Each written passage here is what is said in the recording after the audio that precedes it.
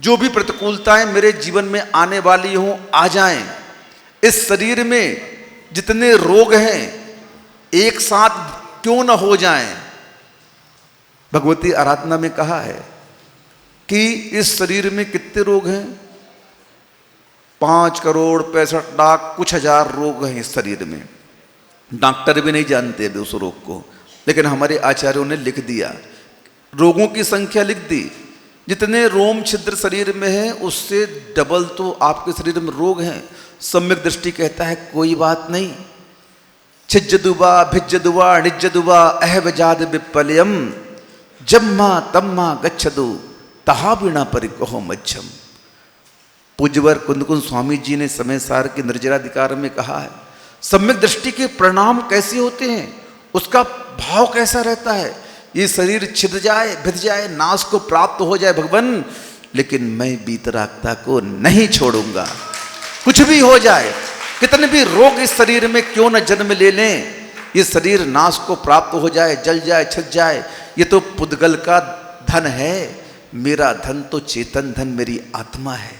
कौन है? मेरी आत्मा है। बस दृष्टि में जब ये भेद आ जाता है तो वह दृष्टि सम्यक दृष्टि की दृष्टि बन जाती है। दृष्टि में जब यह भेद आ जाता है कि जीव अलग है और मैं जीव तत्व हूं और ये पुद्गल तत्व है, ये दोनों का स्वभाव अलग है, इनका परिणमन अलग है, इनका पर्याय अलग है, इनका द्रव्य अलग है, सब कुछ इसका अलग है। मैं क्यों इसके पीछे अपनी हानि करूं, अपना पतन करूं, अपना नाश करूं।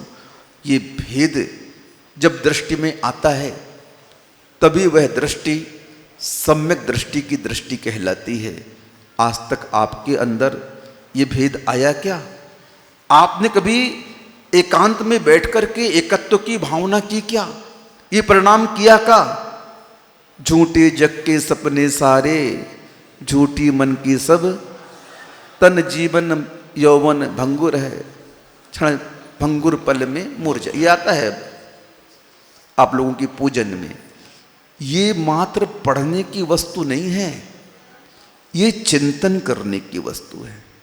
आप लोग बैठ कर के चिंतन करो, क्योंकि अगर आप चतुर्थ गुण स्थान में हैं, सम्यक दृष्टि बन चुके हैं, तो सम्यक दृष्टि पर्याय को पर्याय के रूप में देखता है।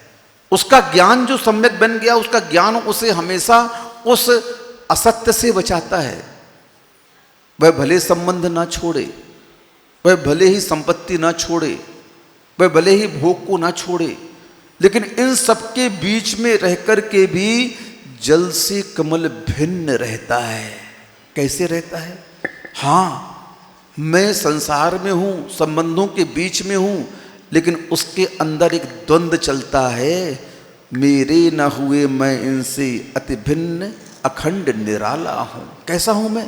इनसे भिन्न हूं, अखंड निराला, मैं आत्म तत्व हूं। जिस दिन मेरे को मौका लगेगा चौका लगाऊंगा और इन सबको छोड़ करके सीधे मुनि बन जाऊंगा। क्यों बन जाऊंगा? यही तत्व आत्म स्वभाव को प्राप्त कराने में साधन है और कोई तत्व हमारा साथ देने वाला नहीं है। जीव को स्वयं के ऊपर उपकार करना पड़ेगा। 6 द्रव्यों में 5 द्रव्य उपकारी कहे हैं जीव के, लेकिन 5 तत्व उपकारी हैं। लेकिन जब जीव तत्व अपने उपकार के नहीं सोचेगा तब तक ये 5 तत्व उसका कोई उपकार करने वाले नहीं हैं। संसार के भोग दिलाने वाले हैं, लेकिन परमार्थ के क्षेत्र में अगर कोई उपकारी द्रव्य बनेगा तो स्वयं जीव द्रव्य अपने ऊपर का उपकारी द्रव्य बनेगा और कोई नहीं बनेगा। परिणाम तुम्हें करने पड़ेंगे, क्षयोपशम तुम्हें बढ़ाना पड़ेगा, विशुद्धि तुम्हें बढ़ानी पड़ेगी, इन भोगों से विमुख तुम्हें होना पड़ेगा।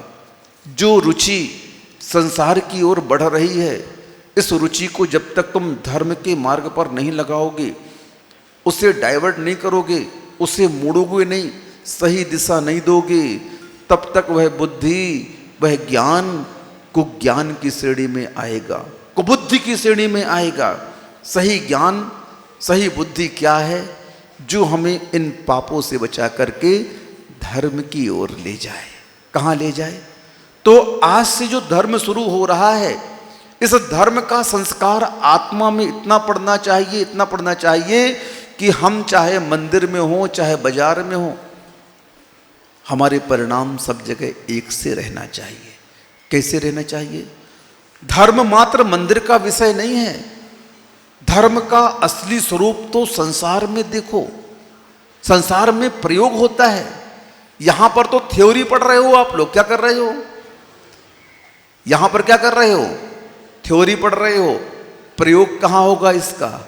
जब आप संसार के संपर्क में आओगे और उस संपर्क के बीच में तुम कसाई नहीं करोगे, तुम क्रोध नहीं करोगे, तुम मान नहीं करोगे, तुम मायाचारी नहीं करोगे, तुम लोभ नहीं करोगे, क्योंकि तुम इनके नेचर से परिचित हो चुके हो। तुम मात्र सामान्य से संसार का व्यवहार निभाओगे, क्योंकि तुम्हें मालूम है कि संसार के भोग, संसार की संपत्ति, संसार के संबंध पुण्य के माध्यम से प्राप्त होते हैं। और पुण्य भी पौद्गलिक है, कर्म भी पौद्गलिक है, पदार्थ भी पौद्गलिक है। इनका सानिध्य कब तक रहेगा? कब तक रहेगा? जब तक आयु कर्म है तब तक रहेगा। उसके बाद क्या होगा? सब यहीं छूट जाएगा, क्योंकि दूसरे की संपत्ति है ना, अपनी संपत्ति तो है नहीं। अब दूसरे की संपत्ति आप कितना उपयोग कर लो, लेकिन छोड़ करके तो वहीं जाना पड़ेगा आपको। इसलिए आज इस धर्म के क्षमा के अवसर पर क्षमा दूसरों को नहीं करना है, क्षमा स्वयं को करना है। किसे करना है? दूसरों से क्षमा नहीं मांगनी है, क्षमा अपनी आत्मा से मांगो। हे आत्मन, मैंने आज तक अपने स्वभाव का दुरुपयोग किया, इसे विभाव में ले गया, मैंने क्रोध किया, मैंने गाली गलौज की, मैंने बहुत विकृत परिणाम किए, मैं भोगों में लिप्त रहा, मैं मात्र अर्थोपार्जन में लिप्त रहा, मैंने कभी भी अपने आप को देखने का प्रयत्न नहीं किया। भूल आत्मा ने की है, तो क्षमा भी किससे मांगो आप? भूल किसने की है? आत्मा ने की है। तो क्षमा दूसरों से मत मांगो, क्षमा किससे मांगो? अपनी आत्मा से मांगो कि हे आत्मन, ये पर्युषण पर्व मेरे जीवन में वह रोशनी लेकर के आया है कि जिसने मुझे अपनी गलती का एहसास दिला दिया। अब मैं तुमसे क्षमा मांगता हूं। अब मैं कभी भी संसार के पदार्थों से प्रभावित, आकर्षित होकर के गलती नहीं करूंगा। बस जिस दिन तुमने अपनी गलती सुधार ली, गलती करना छोड़ दिया, तो जेल में भी यही होता है। जो कैदी अपनी सजा के दौरान अच्छा व्यवहार करता है तो सरकार भी उसे माफ कर देती है। धर्म भी यही करेगा। तुम अपनी इस संसार की सजा के दौरान अच्छे कार्य करोगे तो कर्म तुम्हें छोड़ देगा और तुम रिहा हो जाओगे। क्या हो जाओगे? स्वतंत्र हो जाओगे।